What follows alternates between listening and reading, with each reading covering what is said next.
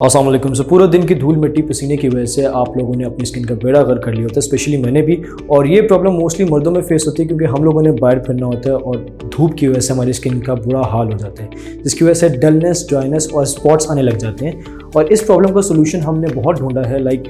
Ladies cream तो अब हम लगा नहीं सकते। So Chilton pure international brand is providing the men glowing cream. इस क्रीम का सबसे अच्छा फ़ायदा ये है कि आपके चेहरे में इंस्टेंट ग्लो लेके आएगा और आपकी स्किन की जितनी भी प्रॉब्लम है उसको रिमूव कर देगा। इसको सिंपल लगाने का सिस्टम वही है कि आप हल्की सी क्रीम अपने हाथ पे अच्छी तरह मर्ज करें और उसके बाद अपने फेस पे लगा लें। इससे सबसे अच्छा फ़ायदा ये है कि आपकी स्किन जो है वो बहुत ज़्यादा शाइन करेगी और ग्लो करेगी, और स्पेशली मर्दों के लिए, मेंस के लिए, क्योंकि हमारी स्किन डार्क होती है और हार्ड होती है और हम लोग फीमेल प्रोडक्ट इस्तेमाल नहीं कर सकते। So Chilton pure is providing the purely men glowing cream. इसको आप इस्तेमाल करें।